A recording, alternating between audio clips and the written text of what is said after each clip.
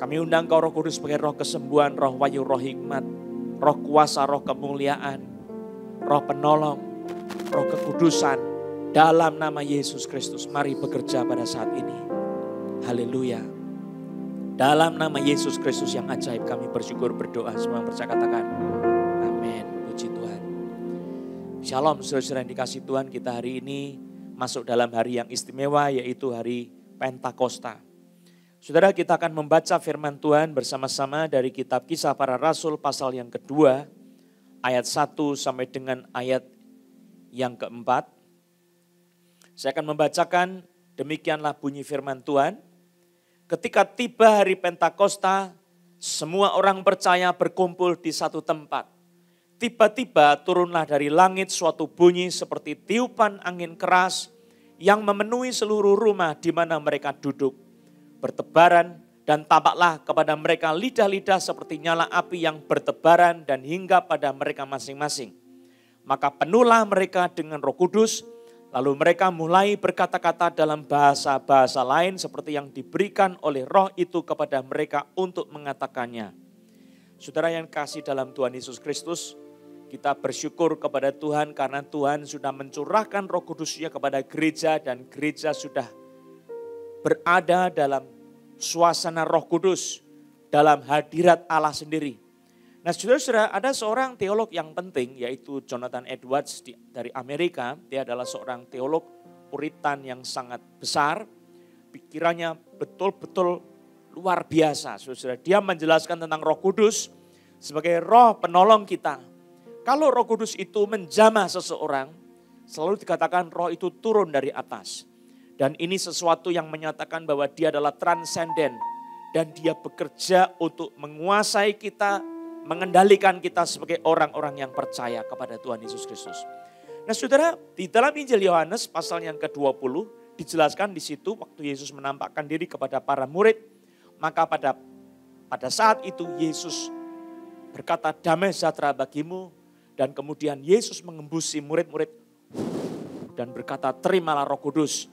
Dan dia berkata sama seperti kita diutus oleh Allah. Maka sama seperti Bapa mengutus Yesus, demikian kita diutus oleh Yesus. Dan Yesus berkata bahwa pada saat kita diutus oleh Yesus, saudara, maka apa yang kita katakan untuk pengampunan orang itu diampuni, maka Bapa juga akan mengampuni orang itu. Saudara, itu perkataan yang dikatakan oleh Yesus dalam pengutusannya kepada para murid di dalam Injil Yohanes. Nah saudara, di dalam kitab suci, ternyata Yesus berkata sebelum dia naik ke surga. Bukan setelah dia berjumpa dengan murid-murid di ruangan atas. Tetapi sesaat sebelum Yesus naik ke surga, dia berkata, tunggu di Yerusalem. Dan kamu akan menerima kuasa kalau Roh Kudus turun ke atas kamu. Itu artinya saudara, Roh Kudus belum turun di atas murid-muridnya. Tetapi Roh Kudus sudah turun di dalam hati murid-muridnya pada waktu Yesus mengembusi murid-murid dengan Roh Kudus dan berkata, terimalah Roh Kudus. Ini adalah dua hal yang berbeda, saudara. Yang pertama, yaitu pencurahan Roh Kudus yang akan turun di atas murid-murid, itu terjadi sebagai baptisan Roh Kudus yang dikatakan kamu akan menerima janji Bapa yang demikian katanya. Tidak lama kemudian kamu akan dibaptis dalam Roh Kudus. Tetapi yang terjadi di dalam peristiwa ruang atas adalah Yesus mengembusi murid-murid dengan Roh Kudus dan berkata, terimalah Roh Kudus.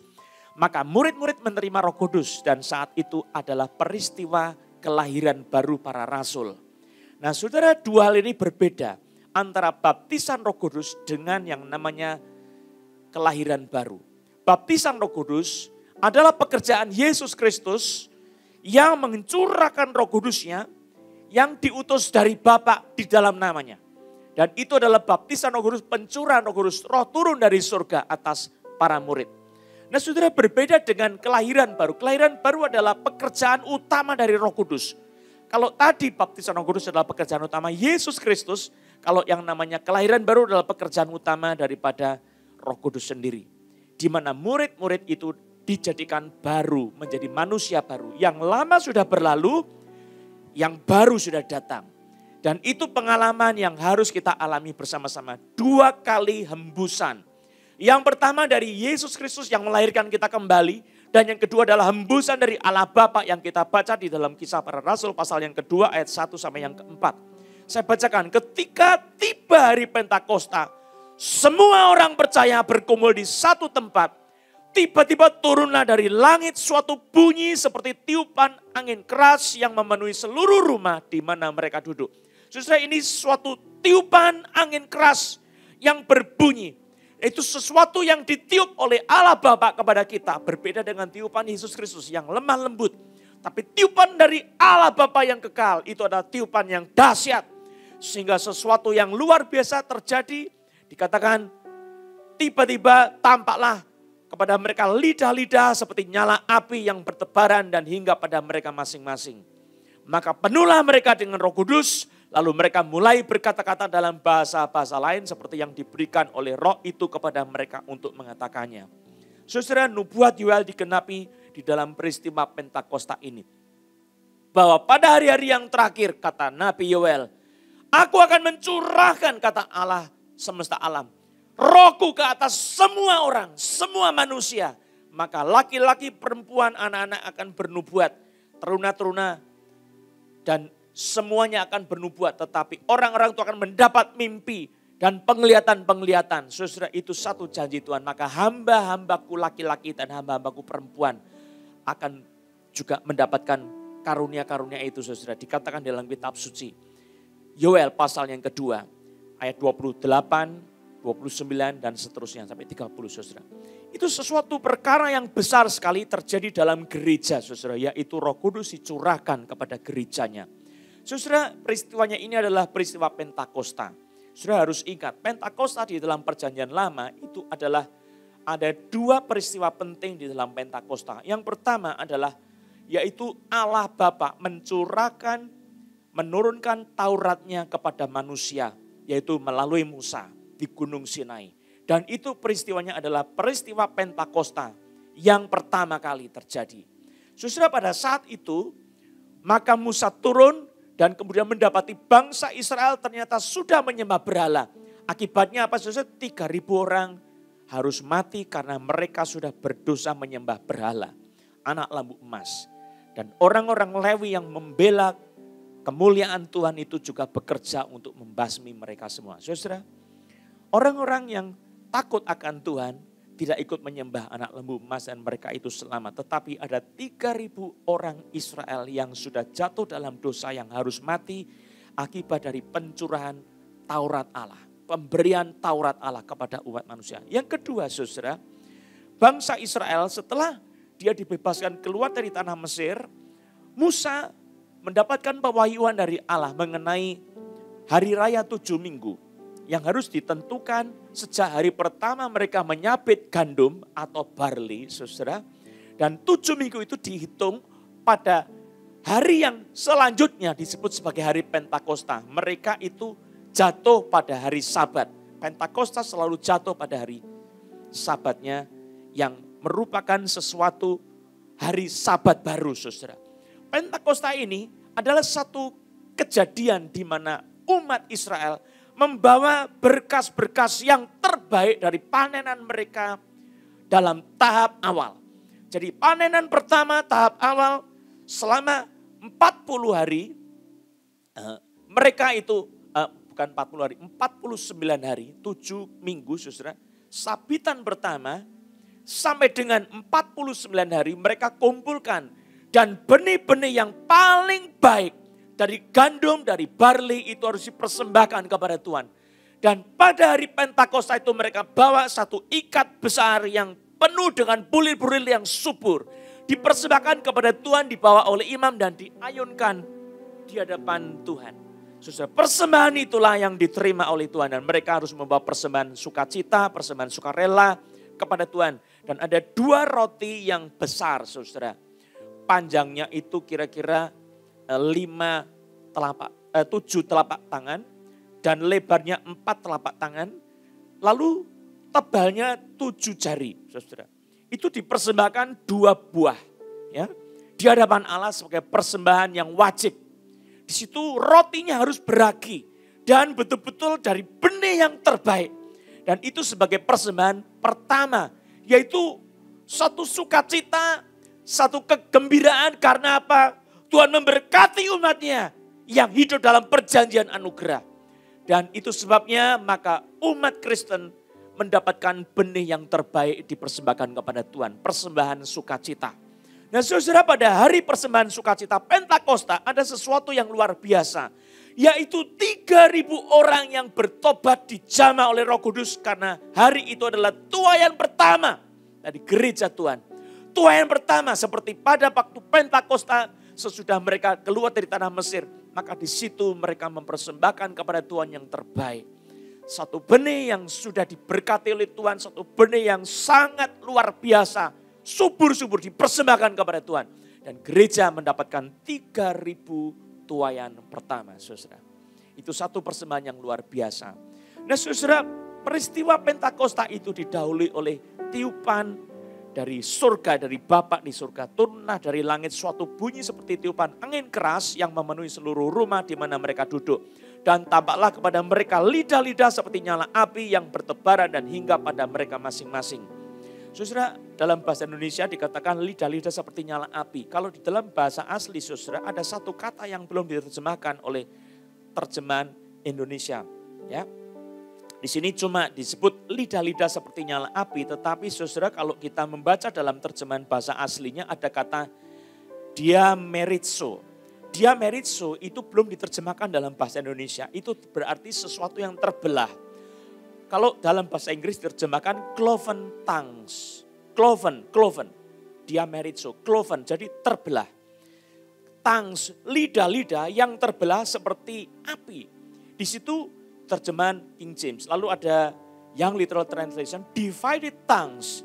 Lalu New American Standard Bible tidak menerjemahkan kata diamerizo itu seperti dalam bahasa Indonesia. Tetapi English Standard Version menerjemahkan sebagai divided. Nah ini adalah artinya apa saudara? Lidah-lidah yang dari surga turun dari Bapa itu ternyata suatu lidah yang terbelah. Nah apa maknanya? Kenapa terbelah saudara? Maka kita melihat manifestasi Pentakosta untuk kita mengerti kenapa lidah itu terbelah saudara. Yang pertama saudara, rasul-rasul itu berkata-kata dalam bahasa-bahasa seperti yang diberikan oleh Roh Kudus kepada mereka untuk mengatakannya. Tetapi orang-orang banyak yang berkumpul di situ, mereka mendengar masing-masing, mendengarnya dalam bahasa daerah mereka masing-masing. Orang Media mendengar para rasul berkata dalam bahasa Media. Orang Parsia mendengar para rasul berbicara dalam bahasa Parsia. Orang Elam mendengar para rasul berbicara dalam bahasa Elam. Nah saudara, ini mujizat bahasa roh. Mujizat bahasa roh, para rasul berbicara sesuatu dan Roh Kudus juga berbicara sesuatu pada saat yang sama. Memberikan makna, memberikan satu pengertian dalam hati orang yang secara berbeda. Jadi mujizat ada pada perkataan bahasa roh itu sendiri. Maka di dalam kitab suci satu tanda bahwa bahasa roh itu turun. Dia sebagai lidah-lidah seperti nyala api tetapi terbelah dua. Nah ini satu kedahsyatan yang luar biasa. Jikalau seseorang mengalami baptisan Roh Kudus, bukan cuma kelahiran baru. Engkau kalau cuma kelahiran baru belum cukup. Engkau harus mencapai satu tahap yaitu baptisan Roh Kudus yang dicurahkan oleh Allah Bapa dan engkau ditenggelamkan dalam Roh Kudus yang oleh Yesus Kristus. Maka di situ akan terjadi baptisan Roh Kudus, saudara. Engkau tenggelam dalam Roh Kudus.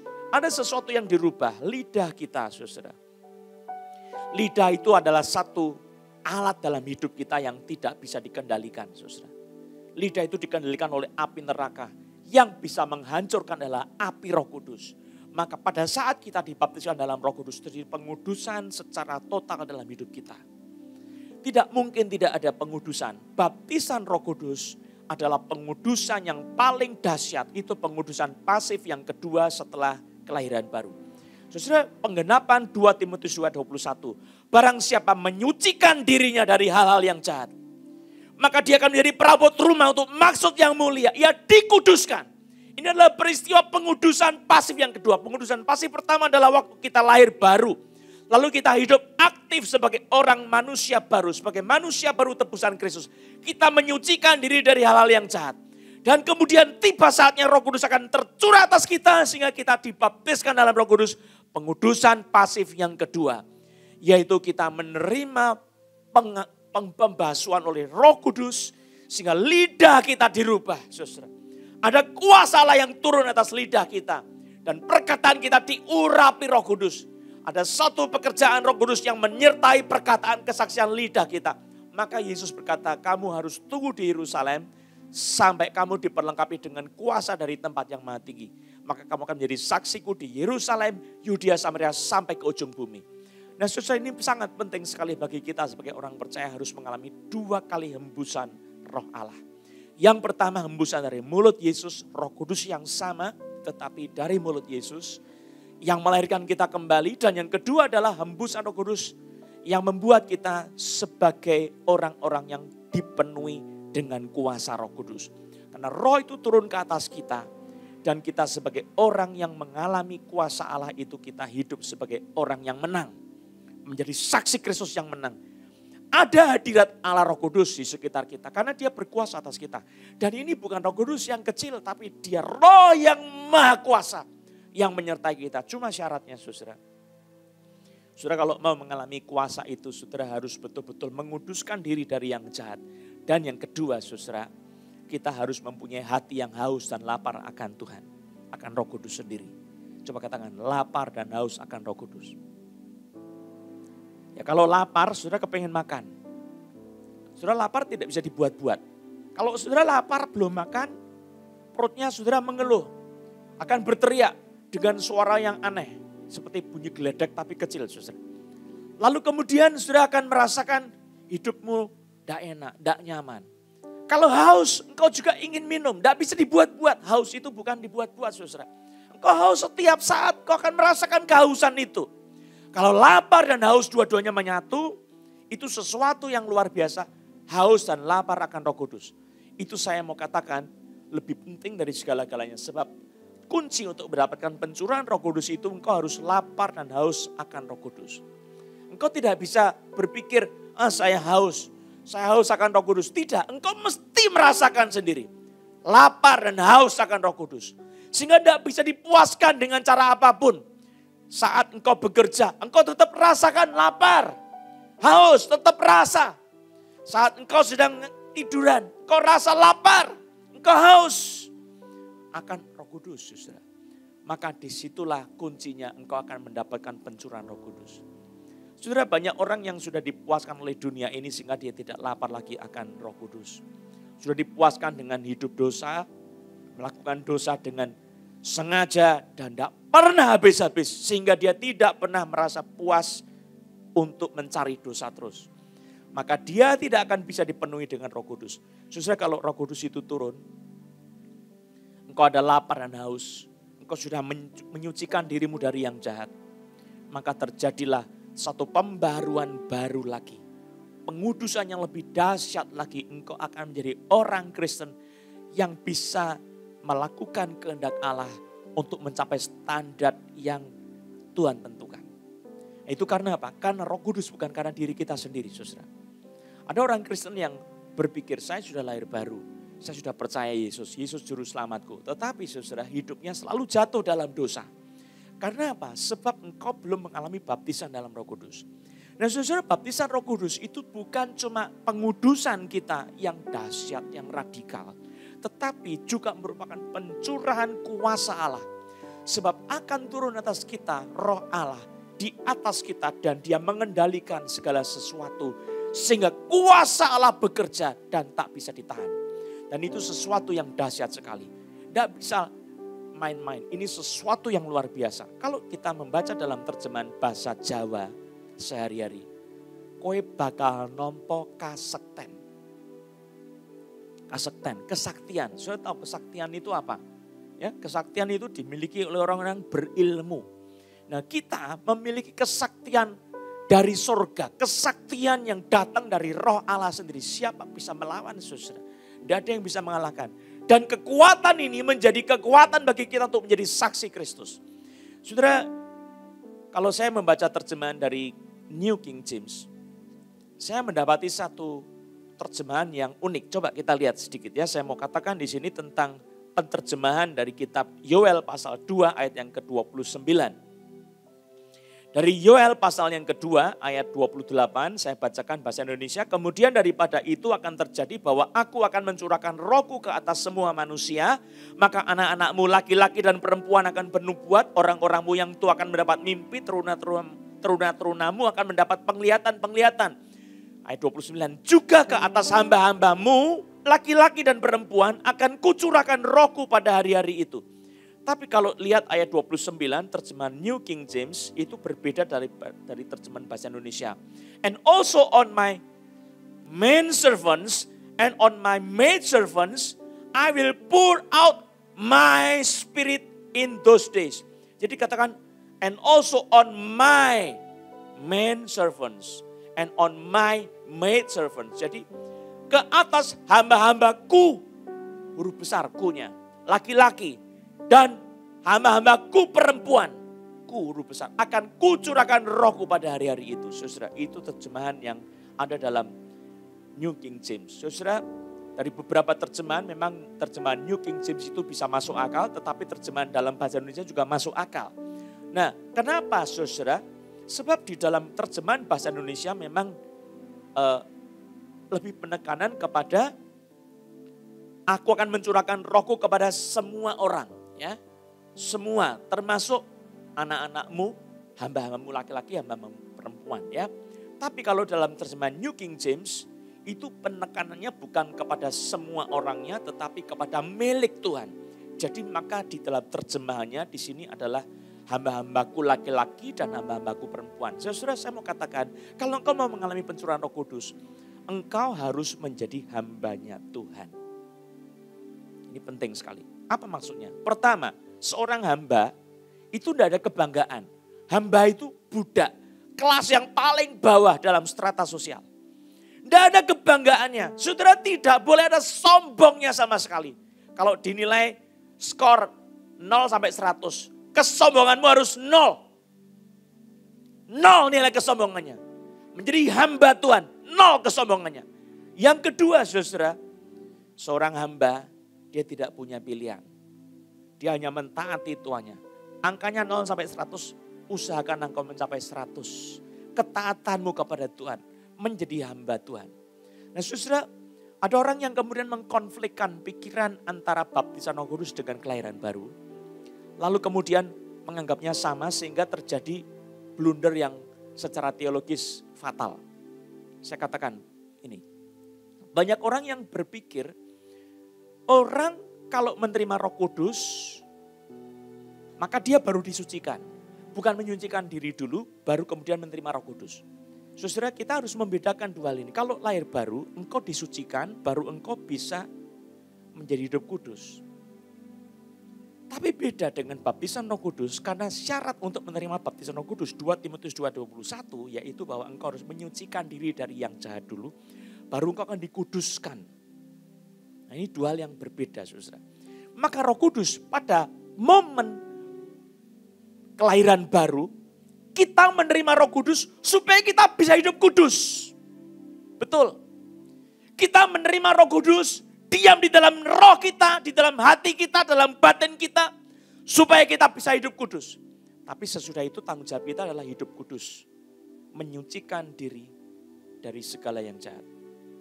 Engkau harus hidup kudus, menjauhkan dari nafsu anak muda, menjauhkan diri dari kemauan-kemauan yang berdosa, keinginan-keinginan daging, nafsu-nafsu daging. Kita mesti menyucikan diri dari hal-hal itu. Baru kemudian terjadi baptisan Roh Kudus. Baptisan Roh Kudus itu pengudusan yang lebih dalam lagi daripada kelahiran baru. Sebab pengudusan ini termasuk di dalam menghancurkannya keangkuhan-keangkuhan lidah kita. Yang tidak bisa dikontrol kecuali oleh api Roh Kudus. Dan yang kedua saudara, ada pengurapan yang dahsyat. Yang terjadi lebih dahsyat daripada kelahiran baru. Pengurapan Roh Kudus dari kelahiran baru membuat engkau bisa mengenal Allah.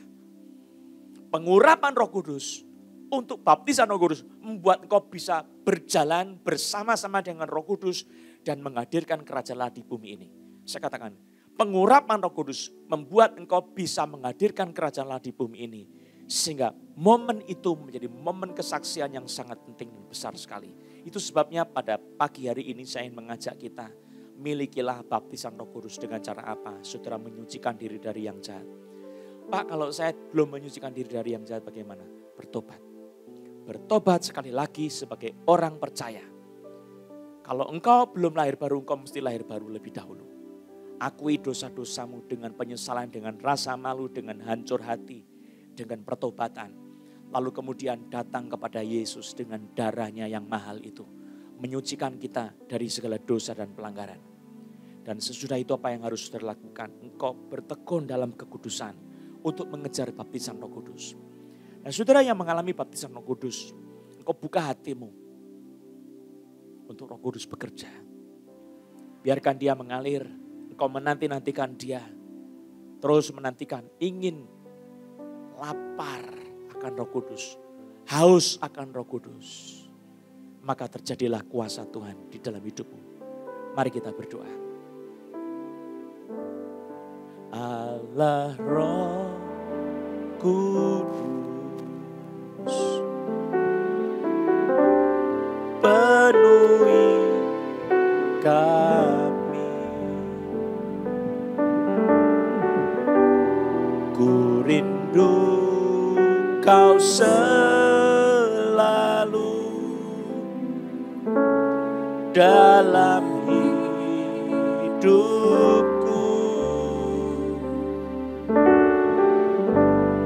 Allah Roh Kudus,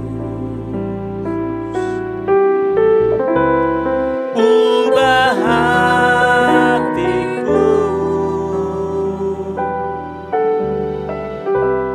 celikanku, jamahlah ku rindu hadiratmu, ku sembah kudus,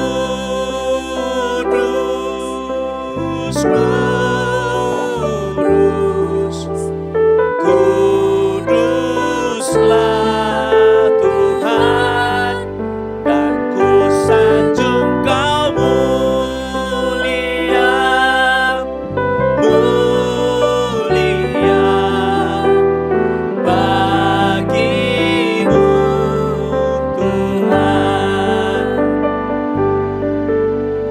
kudus, ku sembah kudus,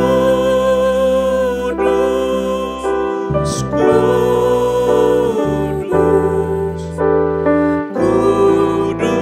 kuduslah Tuhan, dan ku sanjung Kau mulia, mulia.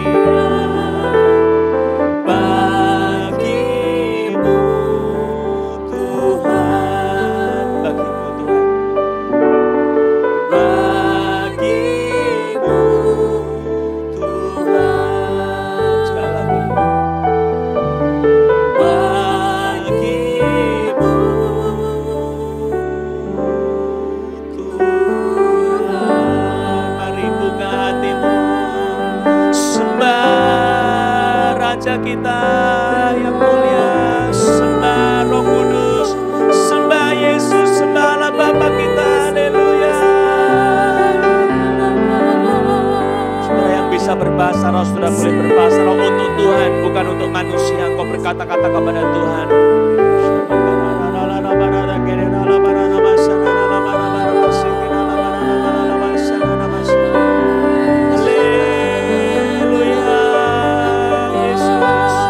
Bapa dan Roh Kudus, kudus, kudus, kudus.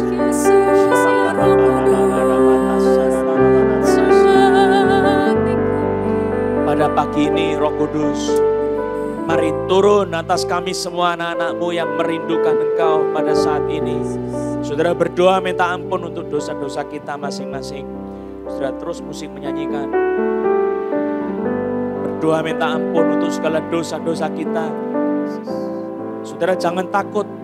Kuasa Allah itu tidak menghakimi engkau. Tetapi ada pengampunan di dalam Yesus Kristus asal engkau bersungguh-sungguh hati kepada Tuhan. Engkau tidak akan dibuang. Jangan takut.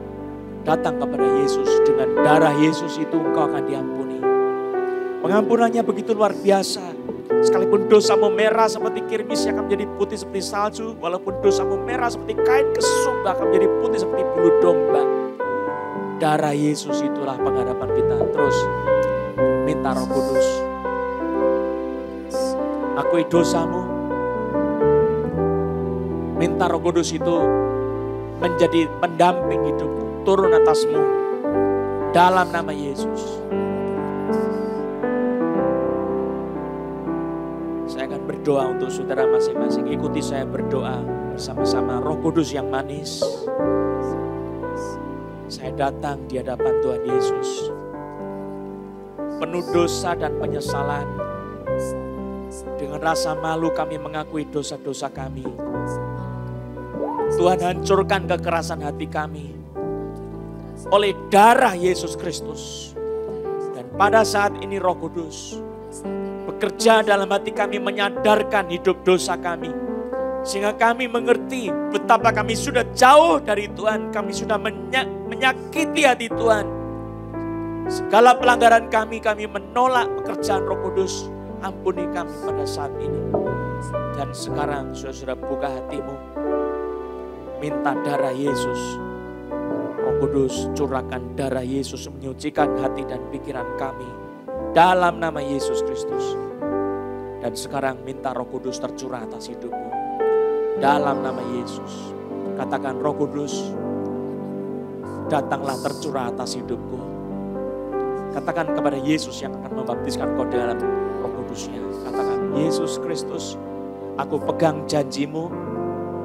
Aku mau dibaptiskan dalam Roh Kudus. Dan saya buka hati dengan iman. Oleh darah Yesus Kristus, oleh kekudusan yang dihasilkan oleh darah Yesus, saya datang untuk minta pembaptisan dalam Roh Kudus. Dengan darah Yesus, bukan dengan kesucian saya sendiri, tetapi dengan darah Yesus yang menyucikan saya. Sekali lagi, curahkanlah Roh Kudus-Mu dari hembusan Allah Bapa Surgawi. Mari buka hatimu.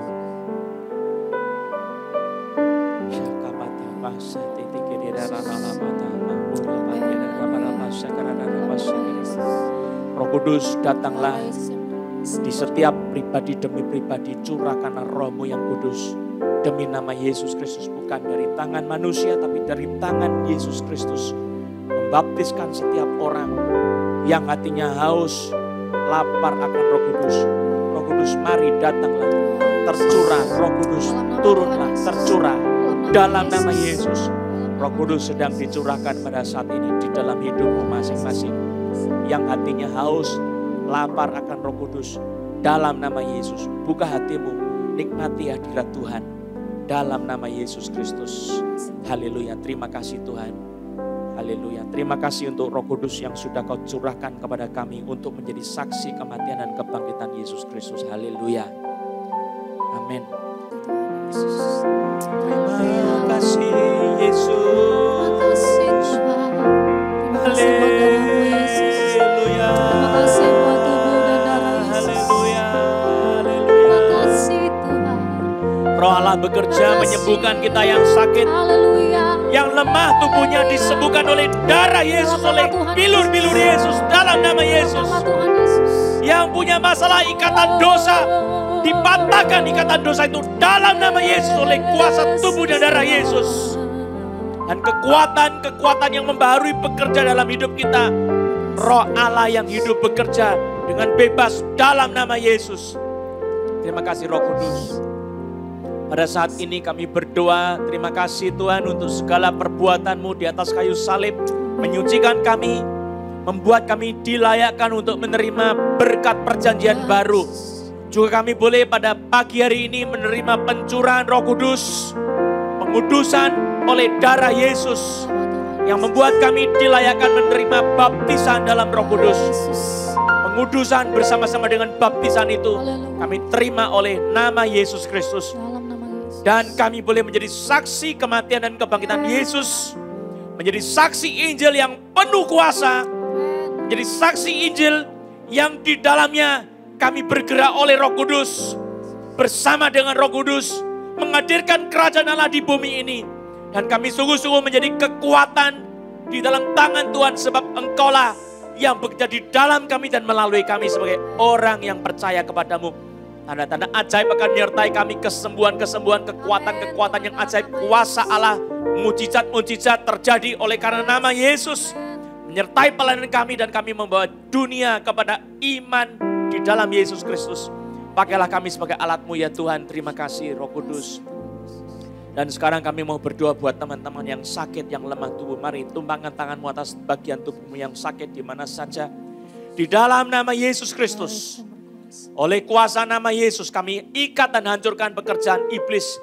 Demi nama Yesus kami hancurkan kau iblis yang membuat sakit. Keluar kau pergi dalam nama Yesus. Oleh darah Yesus aku hancurkan kau. Oleh bilur-bilur Yesus terjadilah kesembuhan. Dalam nama Yesus. Terima kesembuhan oleh bilur-bilur Yesus. Saya deklarasikan oleh nama Yesus kau disembuhkan tubuhmu.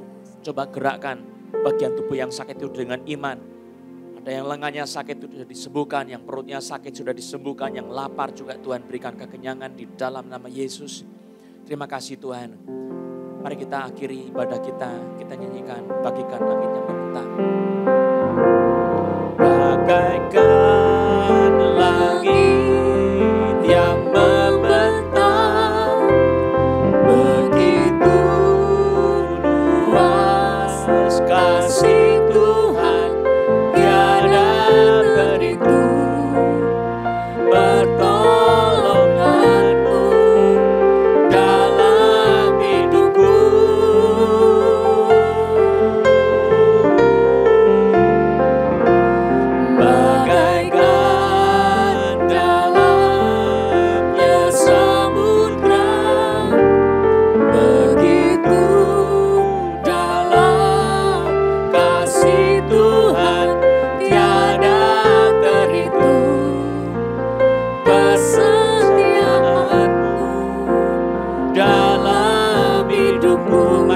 Hatimu terimalah berkat Tuhan. Kiranya kasih Allah, rahmat dari Tuhan Yesus serta persekutuan Roh Kudus menyertai saudara sekalian hari ini sampai Maranatha.